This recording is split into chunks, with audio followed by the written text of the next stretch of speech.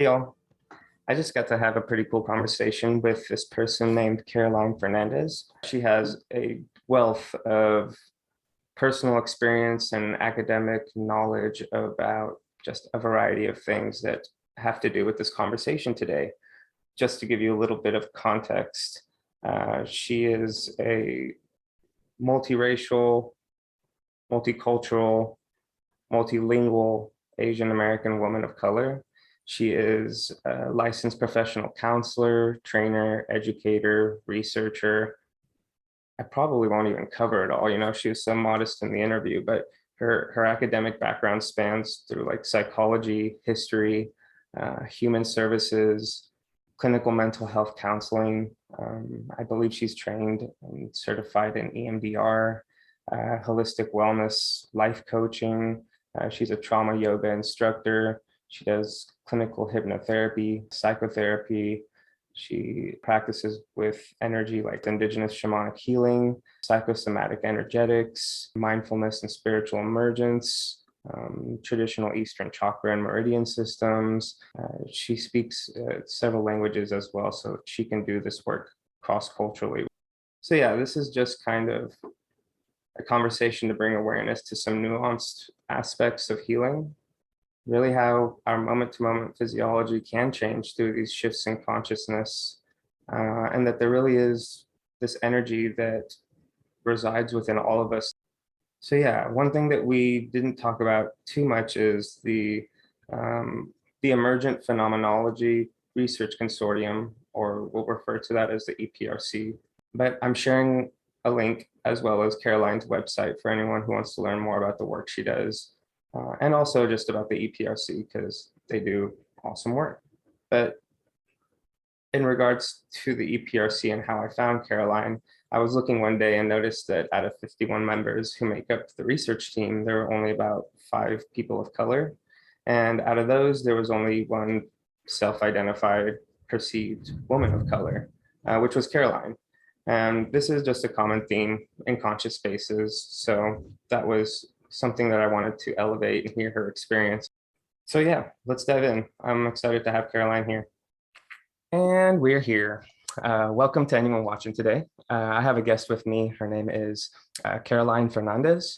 We're going to be talking a little bit about energy, awakenings, and conscious spaces, which is really a broad topic.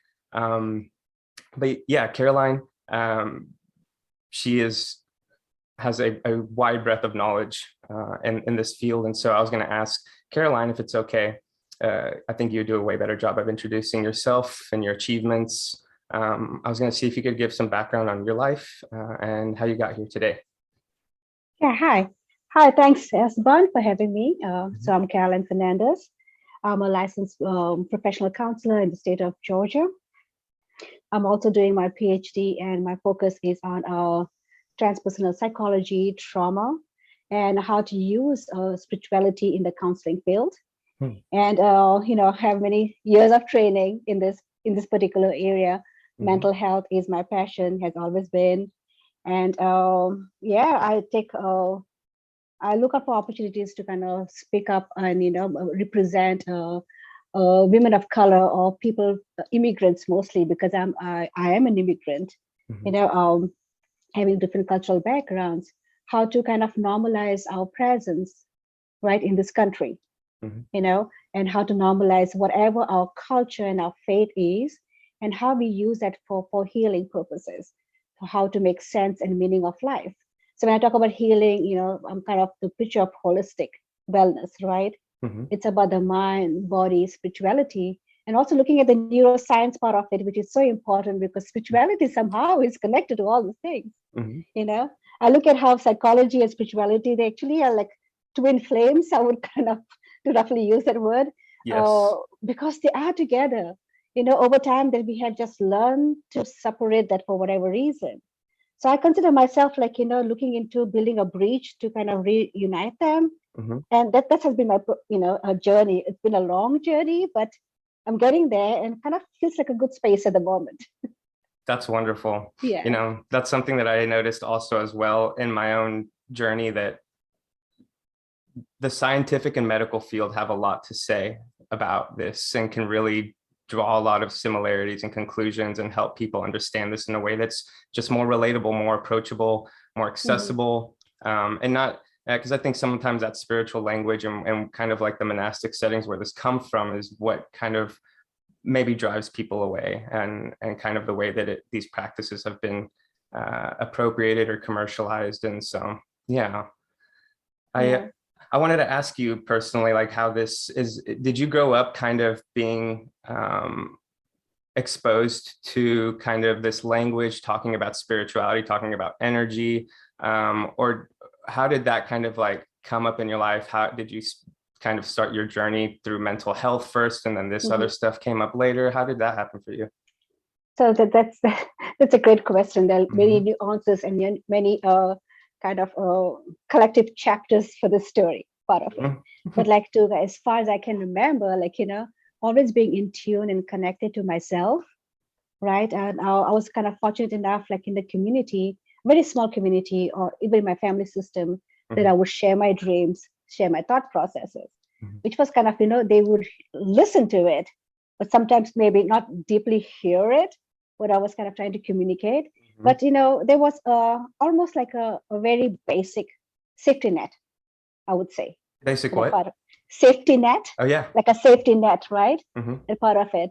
And I kind of have to give credit to my maternal grandmother, because like she would kind of tell us like stories about like ghosts and all those little things, like very culturally, like, off-ball stuff, like, that always kind of got my interest. It would kind of, get my mind thinking, and my like my faith and my belief system, I think, was kind of formulating in that part of it too. And the interesting thing, I always like to share about how like the storytelling kind of comes from her, because my grandmother spoke several languages.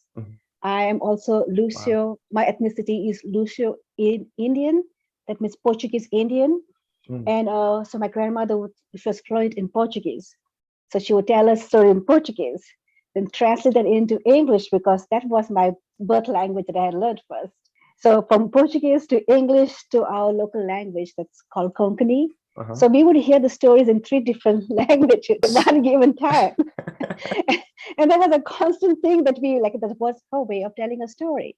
But there was very like, about stories about like ghosts, or stories about like, people seeing the unseen world and how that would make sense. So that was almost like, normalizing the other world. So like, so my experience kind of comes from that, and I guess that was the safety net I was talking about, having these conversations, right? At a very young age, part of it helped me, like supported me, and kind of, in a way, I talk about spiritual trust, building the spiritual trust within myself. So I do have roots of that. Over time, did I forget about it? Yes, I did forget about it over time. Yes. You say you forgot about the roots? The roots, right? Yeah. Because, life happens, right? Life happens. And then like, growing up as teenager and all those things happen. And when you're kind of spiritually connected, and you have your hormones all going all over the place, and you're trying to socially adjust to, right? So there's a lot of things when we talk about the mind and body that is related, right? Spirituality is just like we don't kind of, so the misconception of spirituality, I would also say, like in the modernization part of it, is being out of your body. What I talk about is spirituality is also being in your body and being here. So being wholly present here and fully present somewhere else too. Yes. Imagine if that is something that we can achieve, right? And many religions or many practices talk about that, mindfulness, Buddhism, and all those things. They talk about that, not checking out completely. So talking about like, how an individual can lose the sense of spirituality when we are growing up or learning things differently. And when you introduce trauma in it, because I do identify that having a childhood trauma, experience of neglect, and abuse in different forms too. So that, that actually kind of negatively contributed to the fragmentations of myself, the fragmentations of the spirit, of the soul, right? So when I talk about when we lose ourselves, trauma is so relevant to look in the lens of holistic part of it. So that also kind of negatively impacted me. But that also does not mean that I've lost my spirituality. It just took me to a different realm. There would be more confusion and kind of take you kind of downhill of depression if there's not attend or kind of helped properly. So, I have experience of that, kind of taking a deep dive of people not understanding my world, where I come from, spiritually, how I connect. And then we take about the spirituality, and you take about trauma. It's a thing, that experience, right? And how counseling.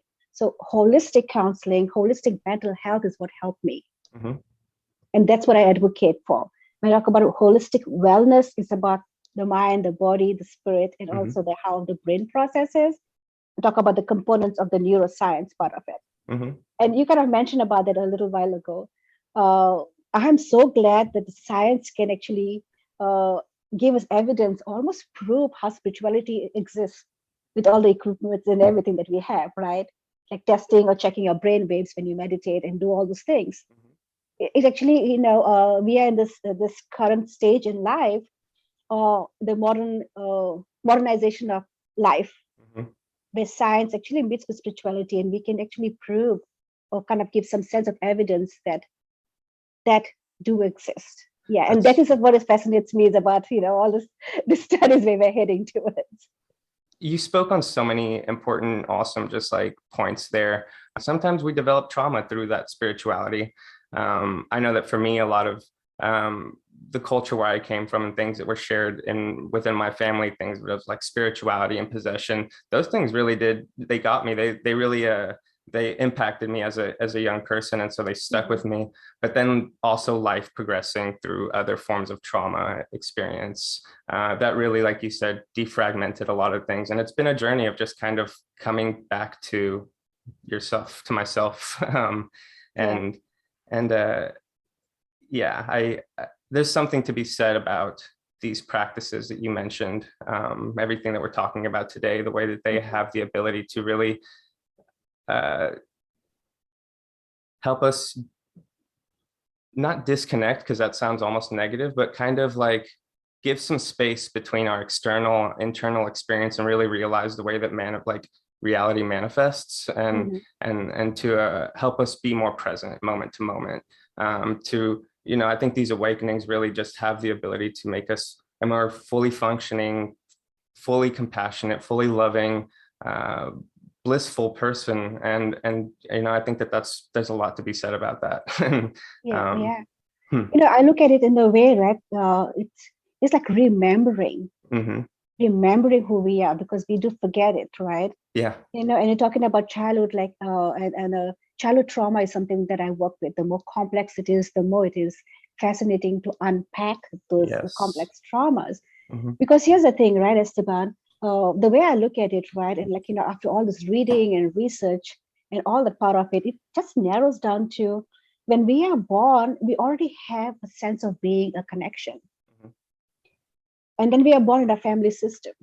If the family system has like the already ongoing things, that influences a child who's born, a newborn baby, right? That does not mean that the child doesn't have a connection. The spiritual connection is always there. It's just in the DNA, it's ingrained. But the child could lose that spirituality, their own authentic connection to their self, to the core self, right? Because of the systematic thing that's going on in the family. Example, parenting part of it, right?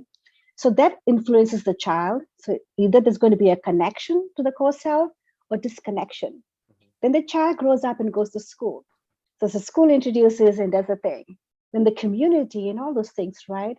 So the child who's born will always have like a thread that's there in the soul thread, right? But the soul thread can kind of lose its connection depending on the environment. But one fine day, when there's an aha moment, or there is kind of an awakening that happens, we go back to the source, right? And all depends on how the conditioning has happened. Sometimes the awakening can be so powerful, so impactful, that the person can just remember and connect, or the person can kind of be so kind of it's like shaken up, that they would kind of feel as if they're losing something. But that's why when you're reconnecting, you're actually connecting to something that you had forgotten. But that memory can be so painful when you're reawakening. Yeah, so that is so important kind of to look at ourselves as a human being, how all those things connect. And then it gets very tricky when mental health is introduced, right? Because it could be taken in any different directions, helping the person to ground themselves and to connect and remember the purpose. And that's the thing about when I talk about mental health, I'm like just so grateful for this journey that I am, it's a chosen one in spirit, or whatever that formation has been, that I'm actually looking into mental health and spirituality, which are huge different lens, which is so important in this country. Yes, is to connect back with our roots. Yeah. You said something just now that made me think about how, I think this is something that you are specifically working on with the EPRC, or something that you're bringing to the EPRC. But when I had my experience, one thing that was very, very clear to me afterwards was that if I wouldn't have been able to find resources, or if my awakening wouldn't have provided me certain clarity, or if I didn't have experience and background in what I already knew, I think I easily could have misdiagnosed, easily allowed my life to be derailed. There was so much distortion that happened after that experience that, like, it's so easy to see how people can get misdiagnosed, how it could lead to crisis, things that happen that are just not really understood by the culture at large, that there's not enough professionals here who understand this to be able to provide the support when people do have these experiences, rather than prescribing them medications or trying to figure out what the problem is or the cure is. Because a lot of times what these awakenings are sometimes calling us to just accept something into our life, to see things in a broader perspective. The thing is, it's about they're trying to fix you, but they're trying to fix you from the Western lens. Yes. They're trying to condition you into something else. Yes. Right. Yeah. But in their way, they are trying to help. But is that the help that we need? Yeah. And you're talking about that EPRC is there's a platform here internationally. And Daniel Ingram does a great work with this, and his team, the entire team that we have, right? Misdiagnosing of all the spirituality, the awakening. And that is what I'm kind of looking to prevention of that. So to prevent that, we need to kind of educate the mental health and the medical profession to look at life differently. Yes. To have the assessments that could help people to say, hey, let me just take a step back and see what else is going on that I don't recognize, right? And kind of, being kind of open and maybe a little vulnerable for professionals to say, maybe I don't know this, let me find out. Instead of being an expert on everything and labeling and giving this diagnosis. That is so damaging. It takes a lifetime. I mean, it takes many years to even get out of this diagnosis and to say, all this time I was okay. I was on the right track. I just needed the right person to help me. Yeah. And that's trauma you've been talking about too. Yes, it perpetuates the trauma too. If it's not, yeah. Something that I just want to comment on, if I'm understanding this correctly, because I am fairly new and I've been speaking to a lot of people who are much more familiar with this energy. But from what I understand, awakenings don't always have to be such explosive or huge events. What I'm understanding is that sometimes this energy that can arise in our life is not so straightforward. It sometimes seeps naturally, more gently, more compassionately into our lives. And so from understanding other people's experiences, there's a way to nurture that energy gently into our lives so that it doesn't have to be these random experiences that we have without having any context or understanding of it. Because I think that's a big part of this work, is just providing visibility and informing people so that when things do happen, if someone is just sitting on their bed and they have this event, like, what do you do from there, rather than just like seeking for answers desperately, not knowing what to do. Because you're using the word compassion right here, Esteban. And also looking at, what my mind goes instantly to what you're describing here, right? Compassion and a little bit of sadness of losing our originality as a human being. right? Like just kind of reflecting on the American culture, the Native American culture, right? When an individual is experiencing something like this, there were shamans, there were people to treat this ailments, the modern ailments we call it, right? But is it actually an ailment, right?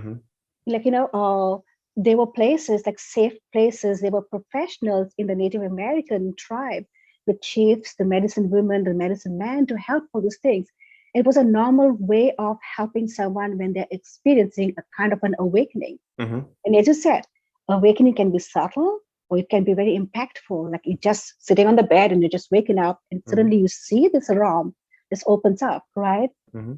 So, and I'm kind of, I look into this, is that because we have the separation, the divide of our cultural roots, and we don't have the right people to actually help us, that when we wake up, we do not know what to do with it, right? But if you talk about the Native American kind of the culture, there was always a conversation or there were people like that to help us, right? And unfortunately, this is the good side and the bad side of our social media and the internet and Google, right? That there is such scary information that people would share or kind of have a negative way of looking at it, and the positive things gets overlooked, right? And it depends on who's trying to help us when we have that immense awakening when you're sitting on the bed. Depends how that connection is made. That connection is so important. The very first two important stages of that awakening up part of it.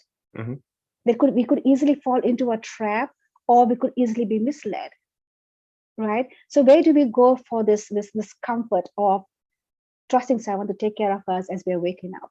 And my mind goes back to the old and ancient cultural places where you could kind of remove yourself from the society, go to the safe space where you could be treated or taken care of, right? So that is the thing that's missing. So what happens when a person wakes up? And that's why we need to kind of talk about the professionals, all the safe places that we have. We need to kind of talk more about it. And we need to make sure that we, and a couple of times you mentioned about when we are kind of, having this modern spin to spirituality, how authentic is the modern spin to spirituality too? We talk about compassion. I look into, kind of coming back to our social media thing, it is so easy for us to promote ourselves in many different ways. And it happens constantly. But how many people are actually doing the work? When we talk about compassion, are we practicing compassion for ourselves? Are we leaving that as an example? Or are we just saying that because compassion and self-compassion, self-care is a hyped up word?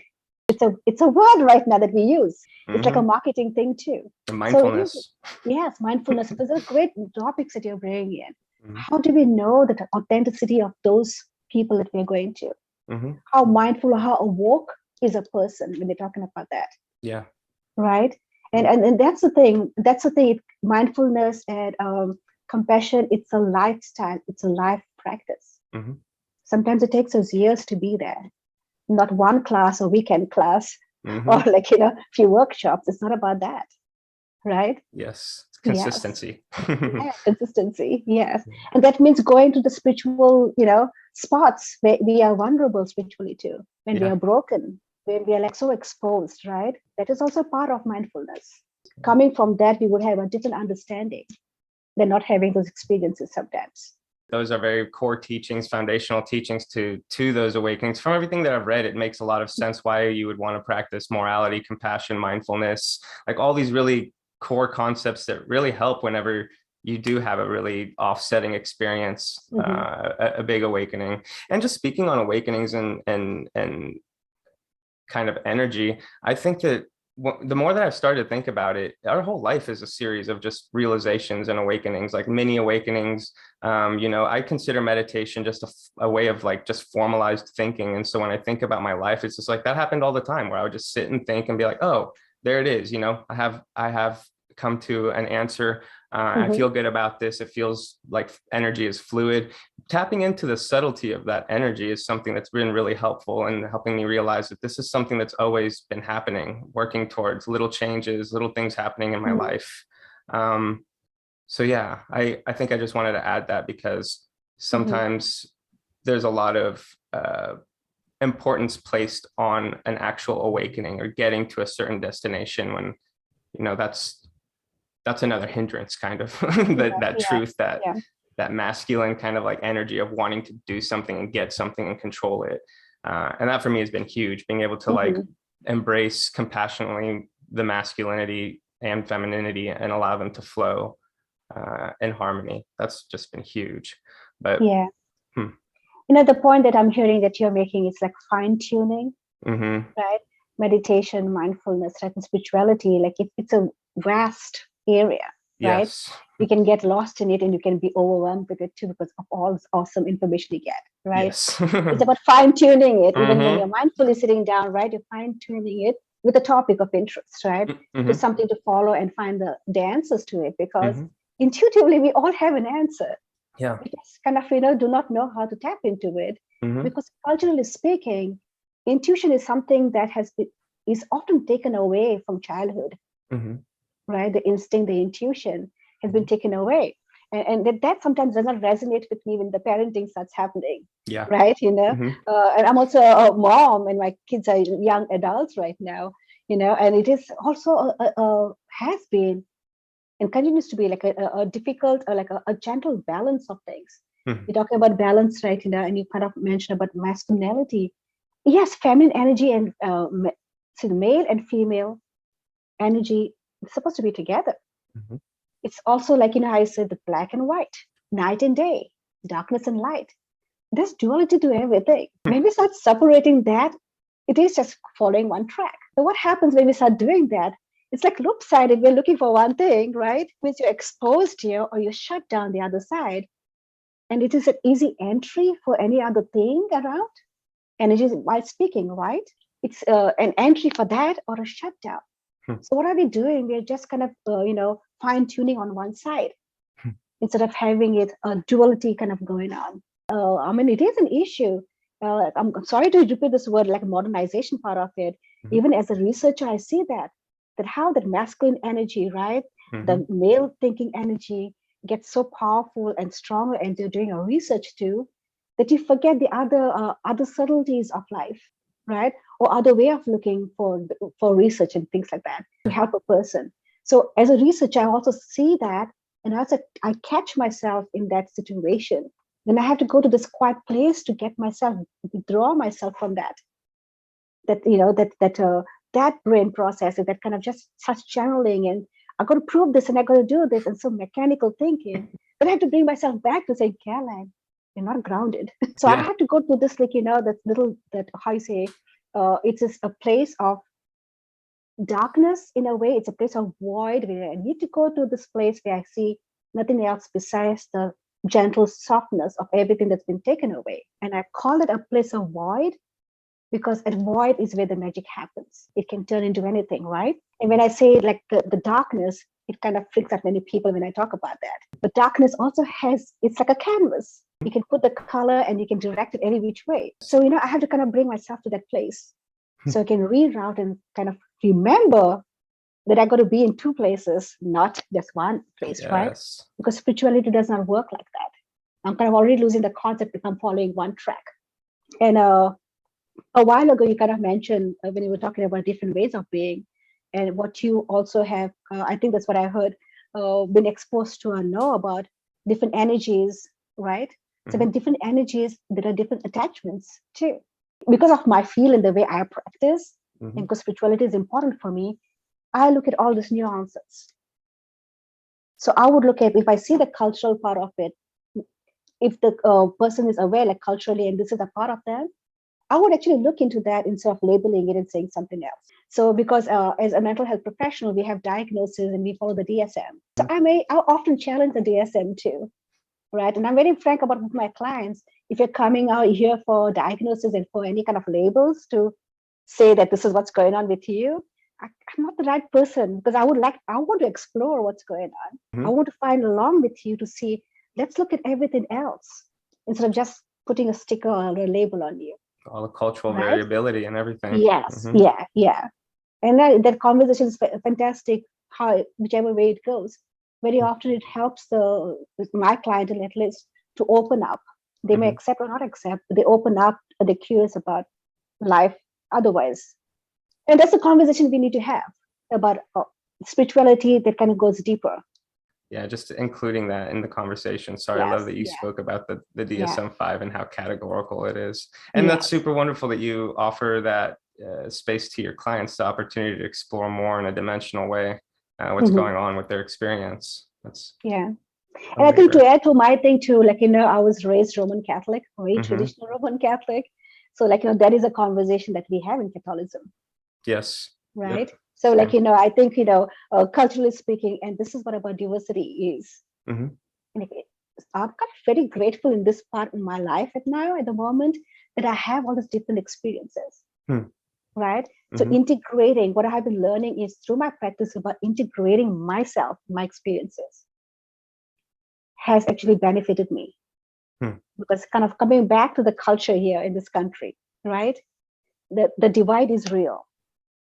And many immigrants try to assimilate and try to adopt to the dominant culture, sacrifices or trim down themselves to fit in better, right? And that's like to fit in a place, to belong somewhere. Unfortunately, we give up a part of us, right? And that also harms spirituality in return, harms us as a person, and affects the mental health. So I've been talking about that part of it, especially for the South Asian community, how mental health and spirituality is important, that we need to embrace ourselves. Because when we start splitting ourselves, that's all the problem starts. That's actually such an important part of this recording that I really wanted to approach, because it's something that I've noticed with clients that I've worked with in the past, in my own experience. It's such a common one for people who have migrated to another country or have had to move. I guess there's different circumstances, but the kind of like suppression, the kind of compartmentalization, the shame, the guilt that can come as you progress through life, when you just kind of like start shutting out parts of yourself, of your identity. There's a lot of historical erasure and villainization of people and practices. Specifically, a lot of these practices that have to do with medicine, indigenous medicine, ancestral traditions. Like, there's so much there to unpack. And so that's why when I'm sitting here now today and doing this work and talking to you, one of the reasons, I have to be honest, one of the reasons that I came to you is because, when I physically saw you on the EPRC page and read about your experience, I said to myself, I really value your identity and your experience. And so to see a perceived and self-identified woman of color in your position with your experience was a huge motivating factor in wanting to reach out to you. And so I kind of wanted to ask, what has your journey been like passing through these conscious spaces? That's such a great question. It has so much depth to it, right? Kind of the word oppression was standing out so much when what you were just kind of expressing yourself. I remember the day you left me the voicemail when you came across my profile, and like, it was so much authentic excitement in your voice, right? It is about the connection that we are missing as human beings. We are looking out for people who we can connect and resonate with, right? And kind of coming to your this question, like many pieces, and I'm going to kind of try to answer it, and however I'm guided to do that. So I'm going to let Spirit lead me here, guide me here. Okay. Thank you. The first thing that kind of came to mind is oppression.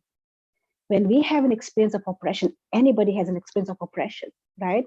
It could be in many ways, through trauma, to like neglect, physical abuse, sexual abuse, community abuse, spiritual abuse, and all those things. Our brain gets used to know the treatment that's given to us, right? So the conditioning starts at that age, whenever we experience that. So when we move from country to country, family to family, or relationships to relationships, we have that ingrained, like almost like, it's not by default we are born like that, we are born free. But the constant conditioning that happens, it's an unauthentic default that we learn. So imagine if you're overriding yourself, this new override default, right? It's not even an upgrade. It's a downgrade to many different levels. We just lose our voice. We lose our spirit. Imagine all the fragments that we experience or created. And in the Native American shamanism, there's something known as a soul retrieval because of the fragments. And it makes so much sense the way I view the world, my spiritual and personal experiences, and the field that I am in mental health. The fractions, the fragments we talk about, right? So when we are just forced to hear the no, and we are adapted to this oppression lifestyle, we just forget about ourselves completely. That means we forget our roots and our spirituality, right? So that is kind of what came to my mind here. So kind of coming back to myself, being a woman of color, being in a different country, the life experience I had as early childhood, was not very pleasant, right? So the journey to kind of, for me to be here and for you and me to kind of openly have this conversation, it has been a lot of personal work, a lot of crying, a lot of breakdowns, a lot of learning, a lot of research and therapy. I can't kind of stress about how therapy really helps, because I had to unlearn and undo the things I was forced and conditioned to. The programming, I had to unlearn the programming so that I can find myself. So talking about my roots, as I said, as we were born, we have the connection, right? Going back to the connection. So the journey has been rough, but I'm so appreciative of that, because if I had not had this rough journey, my appreciation would have been different. I had to learn to advocate for myself. I had to learn to speak up. I had to learn to speak up, to take care of my emotions and not to be dysregulated. Because if you're dysregulated, no one wants to listen to you. There's like, oh, she's having an episode, or they are having an episode, right? And that happens often. So I had to learn to regulate myself, to kind of say, this is what I believe in. This is my foundation. This is my balance. This is the yin and the yang, right? This is the masculine energy and the feminine energy you were talking about. So constantly going back to that, constantly going back to this void space I've been talking about, going back to the darkness. Darkness is going back within myself. That has been the journey. So it has not been a straight road. It has been road like this, dips. Many times the dips have been so low, trying to climb out of that dip, because depression has been a part. And this is what happens when life just throws things at you. And spiritually, if you don't feel connected, you have to kind of try to survive and regroup constantly. Depression is real. So I look at depression from many multicultural lens and many different lenses, and just say, okay, you're depressed, you need to be medicated, right? So my personal journey has actually helped me to see life beyond in different ways. And also, and experience spirituality. And I'm just going to step back about, as a human being, experiencing spirituality and seeing the unseen world, right? Living that, living from that lens. So to be transparent here, mediumship, clairvoyance, and all the clairs, if that kind of hits you, the sensory part of it, the hearing, the listening, and all those things, which is very easily misdiagnosed, right? And believing in that is authentically, yes, I am clairvoyant. Yes, I do see stuff that regular people don't see, right? And to kind of grounding myself constantly with, this is who I am. This is who I am, right? And also, so my journey to be where I am here, going into the school system, like in the academia or part of it, has not been an easy journey. Just last week also, I was really struggling, like, what am I doing here? Why am I even getting my PhD? Because this is not where I want to be.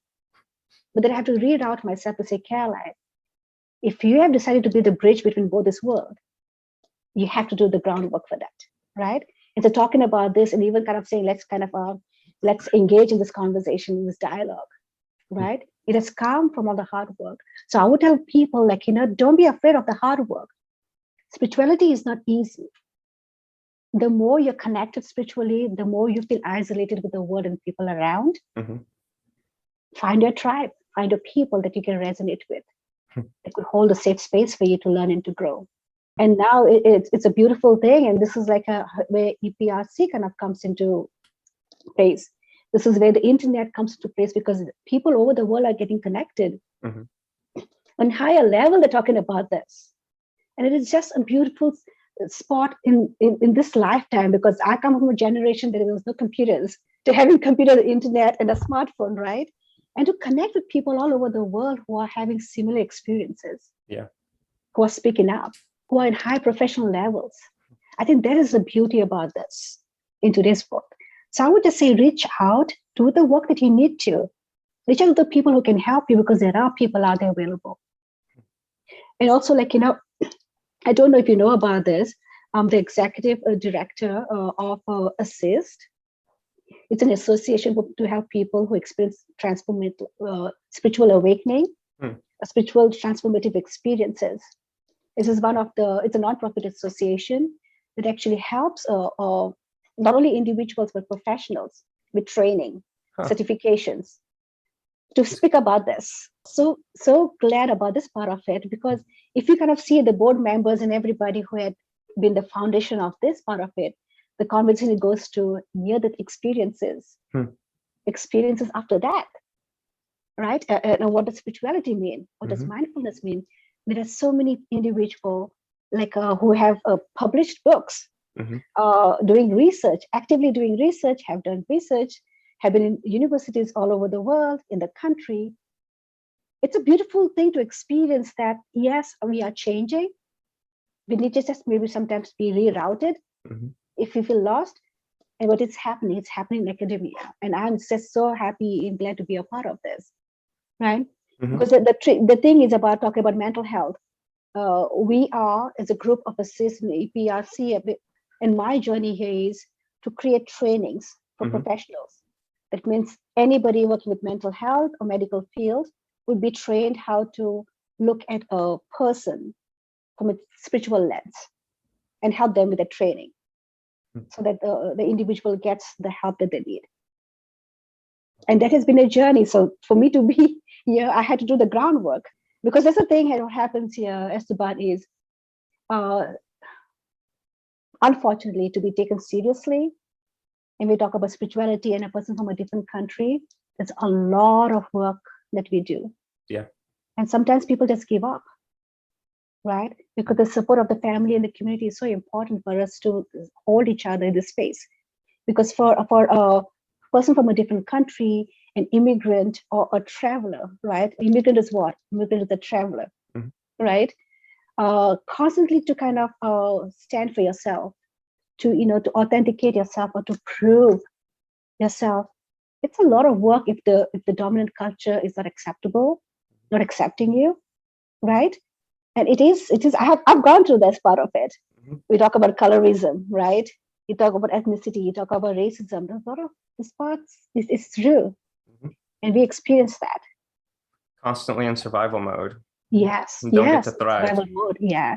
And plus, re-traumatized, if you have experienced oppression and you're experiencing this constantly, you're just lost in the human world of all this man-made isms, right? Yeah. So that's why we're talking about regrouping. Going to the void is so important.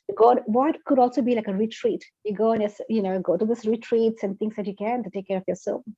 I'm really glad that you have had the support and the resources and the opportunity in your life to heal and to piece together your life. And I'm also wondering what kind of you do. I think part of the question that I had asked was kind of also wondering how you deal with people in the professional setting who might be just spiritually bypassing experiences of people who have trauma. Like I think one of the things that I've seen in conscious spaces is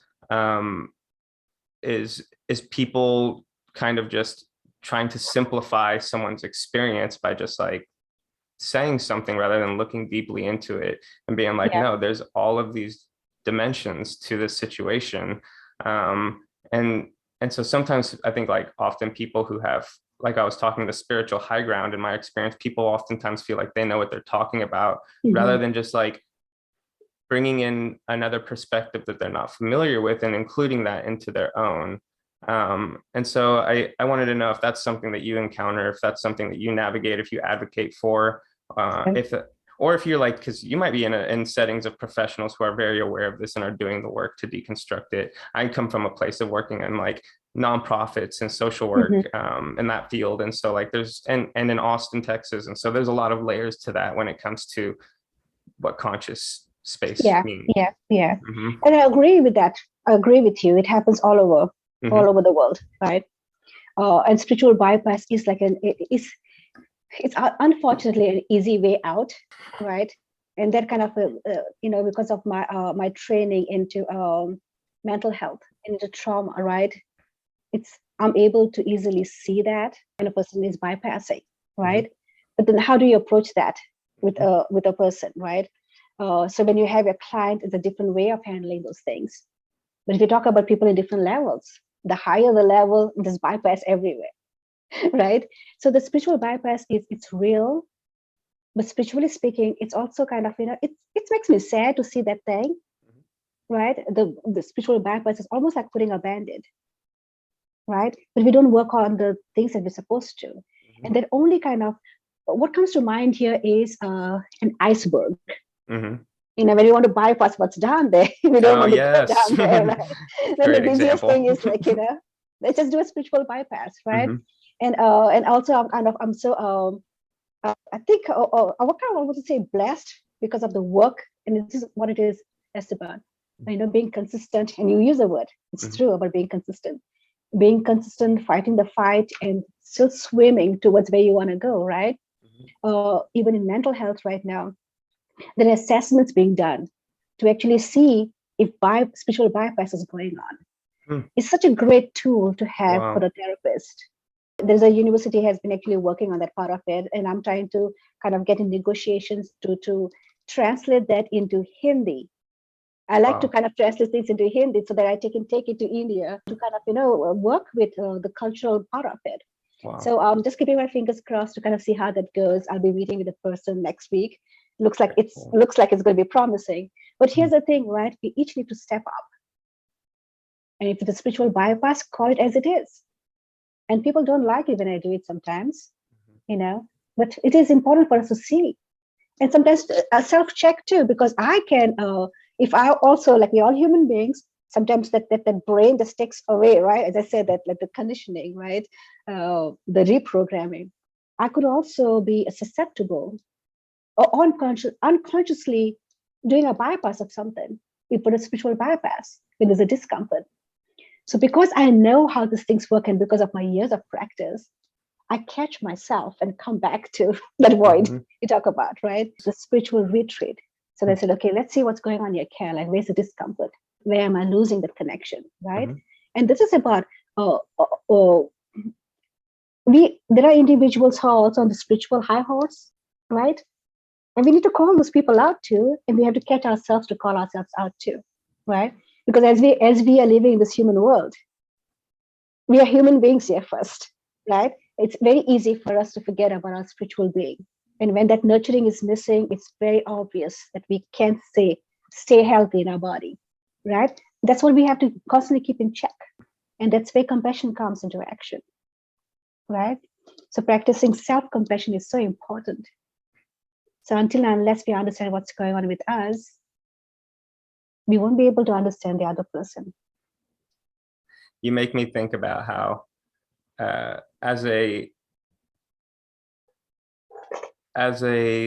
person who's worked in social services, person who's come from my background, that as workers, people doing this work, for me, it's been really important to be very conscious of that desire to want to help. Actually, you're talking about wounded warriors. Yes, yeah. Right, yeah.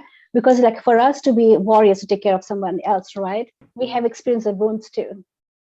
And a healer kind of comes from those wounds. That gives us the depth of it, if we allow ourselves, right? But then also it kind of comes, it could, it could also look like a hero complex.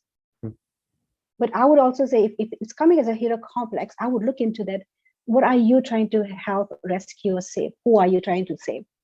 I would look at the lens at what is it about you that needs saving, right? So kind of using it in a direction, in a way that coming back to yourself. I think it was just kind of going to what I was saying earlier. We can easily lose track, but you can reroute yourself to kind of come to where it is that the need of rescuing is coming, right? And it does come from a spirit, from a soul. I was listening to, like, there's some webinars going on about compassion, and I was listening to that part of it this week. In fact, and the topic has been about compassion, and they talk about, like, the wounded soul, a wounded healer, right? And I think when the beauty about wounds are like this, we recognize it because we've been there, we've seen that, and then we are able to hold the space for somebody else. But by holding the space for someone else, we also need to remind ourselves that we also need to hold space for ourselves. And that's where the compassion kind of comes. Like, it's like a dance there, like a waltz, right? It cannot be one track. So when it's one track, and when we will feel the exhaustion, compassion fatigue, or empathy fatigue. So that's what I'm looking into too. Empathy fatigue is what? Our sensitivity to the world around us. So that we feel so drained and we have no space for ourselves. So it is interesting that I'm kind of rerouting back to the void of creating that space for yourself. And it can look like, for someone, like it's you're in the hero complex trying to rescue. But then there's also the part of psychology comes here. Remember, I said they're together. And that's the beauty about psychology and spirituality. We can assess, we can look at this two different lenses, instead of just say, okay, my spirit, I just want to be fighting, like, I want to be the warrior and rescue everybody and do those things. But in reality, how much is your work to be done at that particular time, right? What are you doing for yourself to take care of yourself? I really love that you called it. I thought it was beautiful that you called it a dance, because I feel like it is very much so a dance of different energy. And just as of recently, it's started to become, it's almost starting to happen, like, kind of instantly, like coupling together, where, like, the push happens and immediately there's the gentle, just kind of just like, yes, it's okay, and just like being like okay with it and giving space. And it's such a drastic change, because I think, at least for me, whenever I had my first experience, from what I understand, it was just massive trauma release for me. But yeah, I think there's just leading edge technology within these ancestral practices, the spiritual technology, I think the modern mainstream approach to health and medicine is just not meeting all of the needs of our communities. So this is cool to talk about. And you know what, listening to people's life stories and their trauma, the awakening, and how they connect to spirituality after trauma, after the healing part of it, it makes me wonder, right? And I think you could have some maybe more information here too. When a person experiences life-changing trauma, right, it does take us back, like steps back, right? But I also wonder here, Esteban, because of our life journey, life's purpose, our spiritual purpose, and that will be a whole different conversation about the pre-birth choices that we make in spirit, right? That there's a junction in our life that we experience trauma. And I think it happens to most healers, because that is where the light is, right? And somehow people, when you have a light, what happens? People want your light, or they want to turn your light off. And in a way, like, in our human life, it is trauma that could actually take a life off, right? So, and when the person just kind of has a realization, or has the people to support them to kind of give them that, empower their light, making them understand that, in the end, you're the one who turns it on and off. Nobody can take it away from you, right? And I think that's you and I kind of come into that place, and how see our career, our life that we chose about helping people, helping people heal. It's because one fine day, like a day, our lights were turned off. And because we've been empowering ourselves, and we're doing our work, we're sharing the light in different capacities. So the need to help people is it's there in us, in our birth. It's there in our DNA about helping, surviving, and taking care, because we're social beings. That's going to happen no matter what. Right? Yeah. Yeah. And then I guess that's how we find our tribe, our people. I have deep reverence for people who are suffering in this world without support, people who are suffering at the hands of others, people who don't want to be here, people who just aren't happy. And that is such a huge motivation for the work here, because it seems like sometimes these really, like, yeah, I think we were saying, just deeply healing, transformative, restorative practices are here. They're here, and I think that there's so much work to be able to bring them back to the people without them being something that we have to consume, that we have to pay for. I mean, obviously that's the way of life, but when we start looking at the other side of accessibility for people who are marginalized, like, so much of our system is what keeps people away from this. The people who these practices came from traditionally, they are having to buy them back themselves in this culture that doesn't really support, provide the resources to do so.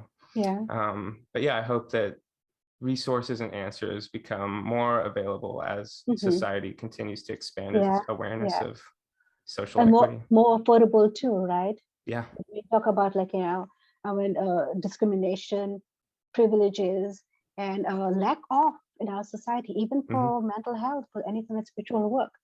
If you don't have the funds, you cannot get the help, and people are not able to do that. And that is the saddest thing. For our well-being, we can't afford a well-being too. Right? We can afford what? A well-being. We cannot afford to take care of ourselves. So here's the thing, right? When we kind of allow ourselves to connect to our spirituality, first of all, I tell people it's free. Tapping into your own personal resources, it's free. Like, example, we can go to a healer. I do energy work too. I do energy work, like sometimes it's out of the box kind of energy work too. There's a different practice that I do. So whatever I teach people, this is the way you can take care of yourself. You don't have to keep running to someone else, right? So they're educating them, like how is the saying, right? If someone's hungry, instead of giving them the fish, teach them, show them how to fish. And then you will see the resistance for that part of it too. Especially when people have experienced, like, invalidation, coming back to oppression, right? Not being heard. These are the wounds, like, these are the psychological wounds that we don't listen and validate ourselves. Sometimes it takes years of work to even say, you know what, I can do this spiritually. I can be mindful and go to this place where I can fine tune it, right? It takes a while for some people, but eventually we can do it. So I would just say, don't give up hope, just practice it. Practice connecting to yourself, because the wellness actually starts from the mind, body, and spirit connecting. When these things are separated, that's where the fragments happen, right? So, like, for our listeners, like for your listeners too, like, to kind of encourage them to kind of, when they talk about the holistic part, the wholeness it resides in us. What comes to mind is the Eastern, the chakra system, the philosophy of that. But the chakra system is just not the colors, right? Because in deep reality, there are no colors for the chakra system. It's going into this is the researcher part of me and the historian part of me. It is actually a Western concept that has been introduced to understand the chakra system. But the chakra system is actually with the physical part of it. It starts with the organs in the body, cells in the body, the energy that we hold, and how we function in here. That's when the energy, the aura, we call that, is seen or charged, right? And you can train your eyes to see that. And some people intuitively, like, open to the unseen world. They can see the energy exchange that plays with the lighting of everything is around us. Example, the sun, the prism, the rainbow, right? You can see those things physically, see that. And there are also so many scientific equipments that you can use to kind of see things otherwise too, right? Yeah. So that's why I'm saying it's going back to the roots. Anything that you're learning, try to kind of dig a little deeper into that. So that how you were talking about in our previous conversations, how, like, the Western world and the modern world can take away even the spiritual part of it and make it something else, right? It's almost like, you can't do it by yourself. You have to rely on this. right? Because, oh, you can't, because you don't have the power, you don't have all those things, or being in the religion, they'll say, oh, it's not godly like to be doing those things, right? Mhm. I would just say, try, experience a practice at least for a day or 5 minutes to see how you can just connect to your breath and to yourself. And you will, if you practice that more often, you will understand how spirituality works, how you're always connected to the source, right? We might call it different names, but we're always connected. What would you say to someone like if that hasn't really been introduced to this, who doesn't have any prior knowledge and is just really kind of understanding life through mental and physical health and well-being? Like what are the things kind of that you introduce to try to like kind of encourage people or encourage that awareness of subtle energy? That's a great question, because I do often have to address this thing. First of all, I just say, be curious. I just tell them, challenge me or challenge the thing. Mm-hmm. To challenge, you have to research, right? Right? You're going to research, you're going to find out. So of course, when you find out, you're going to find something else besides what you know. So I kind of open the door like that. Just humor me, listen to what I kind of, sharing, or challenge yourself, or challenge me. Prove me wrong. There will be some kind of ounce of a shift somewhere. It might take a while. It might take a while. So, kind of coming back to you, when you were talking about like that's the wake up call that you had, right? That's this deep waking up, right? So, my question would be like for you or people who experience this, like the sudden, the compact wake up kind of a thing. When was the time that you did not pay attention to it? Because that thing has always been there. It's always going to be there, so subtle. So that throughout life, that there was, how you say, when the spirits want to connect with you, they will make their self known. So if they were making the self known and you were kind of feeling the energy of the world and everything, and that kind of brings me back to the conditioning part of it. My mind just kind of wraps around that. How much was the conditioning? How stronger was the conditioning? That all the subtle energies of your connecting to yourself was so hidden or misplaced, right? That it had to be in one fine day that there was a big bang. That's the time you pay attention to. You're saying like the conditioning throughout my life to like solidify everything? Yeah. Yeah. That's what I look at, that part of it, because I'm like, dude, we always have it, right? But what takes us for us to not look at it, right? And that it's kind of, I'm saying this with a lot of sadness too. It kind of, even like I just kind of feel so emotional to kind of see that. That we just don't recognize that we have this connection, that we go through our life. That means all this time it was happening. That means we have so much pain or so much thing that we have missed out. That one fine day, it is just like someone just comes and slaps you across your face, kind of a thing. You're like, whoa, I felt that, right? So sometimes it takes us that boost of things. So when that happens, look at this. If that happens, right? And I look at, we're going to use this word download, okay?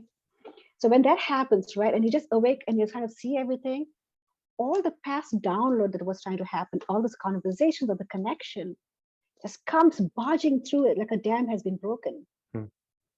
Because that's the time you're listening. But that is so overwhelming and overpowering all our sensory part, right? That it does not settle well. And that's when we need to have these people who understand and help us. Because what is in reality has happened, you're opening up to everything that you're avoiding, and it just comes once and for all. And it takes us time to, it's got the adjustment stage for us to resonate and say, okay, how to deal with this. So that's what I look at that. I said, oh, wow. So that means that thing was knocking on your door for a long time and it had to get your attention. Something that you just said, it's funny. We go to a lot of material things to heal, to find answers. And then one day it's, the way that I describe it is kind of like this. It was an immaterial way of addressing, like rather than going to something for help to fix whatever it was finally like this other thing where I just sat with myself and allowed it to be. Yeah. And like, in my experience too, like, as I was saying, it has always been there. It's because that's how spirituality is. It's part of our coreness, right? Our essence. So in my experience has been when I would kind of talk about things that would not make sense to others or induce fear in others. Coming from the Catholic background, my family would kind of take me, okay, let's go see the priest. You need to be blessed. right? I'm going to take this possession away or whatever it is. It doesn't make sense. But it was just that I was waking up, I was connecting, and it was like, needed help in a different way, right? So these are the different ways that depending on our adults, our environment, our parents, the family system, the community, how present are they to help us, right?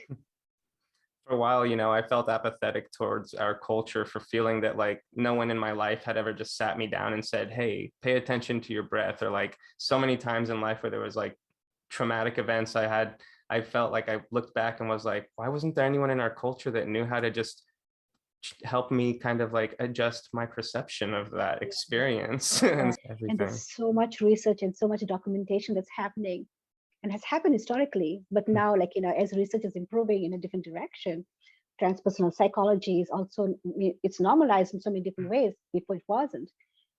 That research, and that's the thing about it, right? Sometimes I was like, why am I doing this doctorate degree? It's been like, trying to fight the system, trying to be heard in a culture that does not recognize or hear people like me who looks like me, right? And it's just like I'm kind of in my internship stage at the moment, and I have to journal on a weekly basis, and my conversation is about fighting the system. And I was like, this is my conversation. I'm losing so much attention and energy in this field, trying to fight the system. Why am I even here, right? And then I feel beaten, I feel angry, I feel all those things. Then I have to remind myself by going back to that space, that the retreat. Caroline, we have decided to start this journey. We're going to finish this. We're going to complete this because we need to talk about this. People like you, people like me need to kind of come out and say, well, you want me to do the work? See, I've done the work. Let's talk about this, right? Having a space at the table. So, because you could not hear me before, right? So now I'm here in your space. I've taken care of all those things, checked all those boxes you wanted me to check. Now let's have this conversation. And with that is the confidence that I'm having now to talk about it. So that has been the journey. My journey has been that. The bridge part of it, it's not been easy, I tell you. Yeah, but it's so much worthwhile. 2 weeks ago, I presented at the American Counseling Association. Like that's the thing for counselors, and I felt heard. I spoke about like our community. I spoke about spirituality. I spoke about what it means for a South Asian Indian to kind of live a life here, and how like our life experiences can be traumatic. Like I was talking about intergenerational trauma and how they affect us as a person in spirituality. So because no one talks about it, so I was like, we need to talk about this. And because of my journey that I chose, I had a space to go talk about it. And that's why we need to have more space that you are creating here for minorities, marginalized, oppressed, people whose voices have been shut down or taken away, oppressed. We need to create spaces for us, safe spaces, so we can hear each other. We can connect to our spirit, our resources. Our resource is our spirit. We can connect to that and connect to everything else, the whole world, and the unseen world, the seen and the unseen world. I love that you said having a table of our own. Yes, I think people need a table of their own first to have the conversations that they've never been allowed to. But I want to be conscious of your time. I just say I also wanted to give you the space to say anything else that maybe I didn't ask about that you felt was really important to say.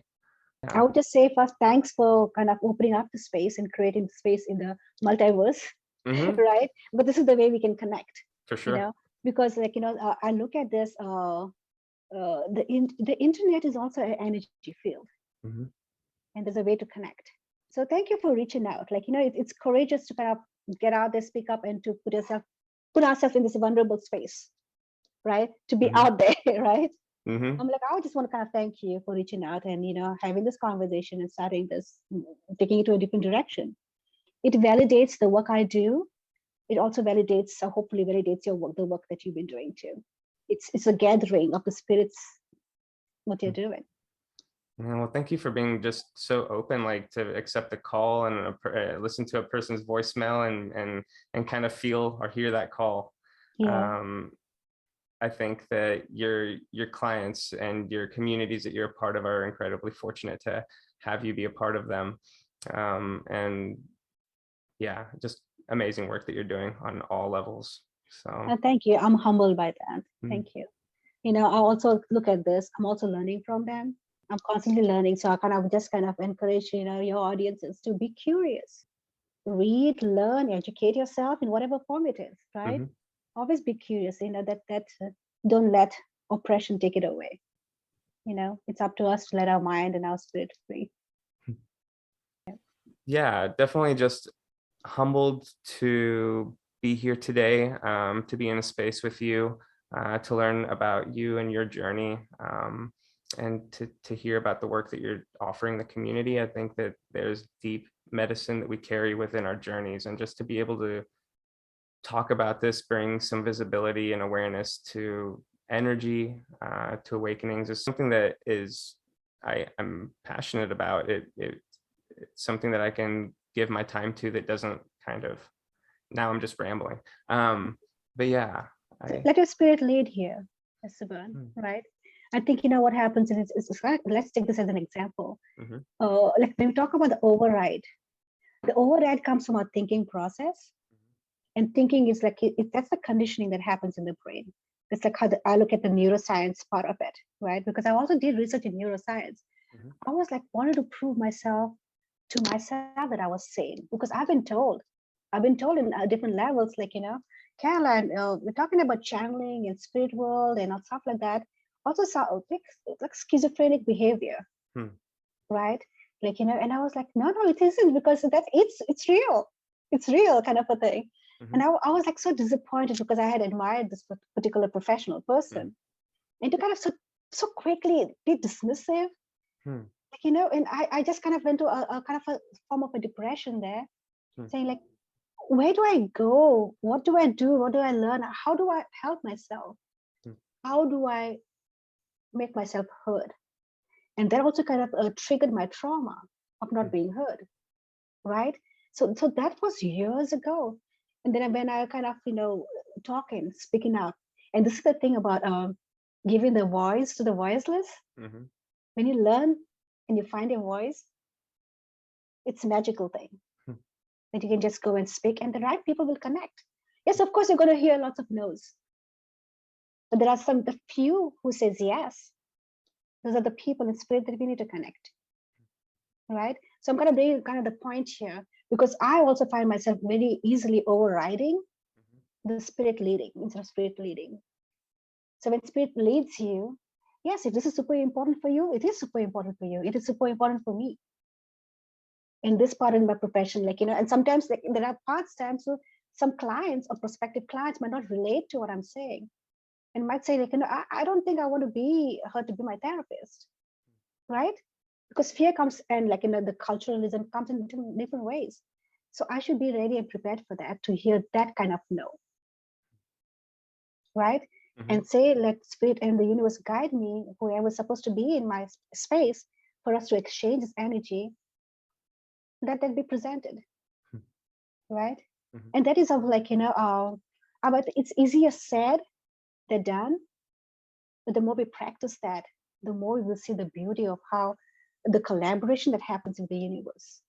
And I tell you, Esteban, because of I intentionally said about the high level of presentation and training I've been doing for a reason, not to minimize the hard work that goes behind that. So I'm talking about over 10 years of work for me to even be there. It's not happened overnight, right? That means mhm, I had to hear a lot of no's till I heard a yes, and there was a platform created. So when I was presenting or when I do my work, I just pray to the universe and put it out there, let the right people come in that's going to help me. hmm, Even if someone challenges me, let the right challenge come in so that I can take care of myself, right? And that has been helping me. And that's about being vulnerable. So I have no issues being vulnerable because vulnerability has helped me. And the thing part of it too is here vulnerability can also be misused by people with a different personality and stuff. That's where psychology comes in, right? So if we take care of ourselves spiritually and we have our spirit guides and everybody in order for us, then building up the trust and the faith that we will be taken care of is important to have that relationship in spirit. So I'm going to invite you to kind of allow yourself. And when you kind of hear yourself overriding or auto-correcting, sit with it. Yeah, I think that I'm deeply grateful for being able to be on this journey and to find other people who are just so gracious with their time and their energy, to come and share, to see me, and feel that they want to be a part of whatever I'm doing or want to support what I'm doing as well. Yeah. It's been really cool. So thank you. Yeah, it's super cool when the spirits connect. Right? Yeah. Thank you for having me. I honor you and your journey. Thank you so much. Yeah. Yes. Yeah. Caroline, it's been wonderful talking with you.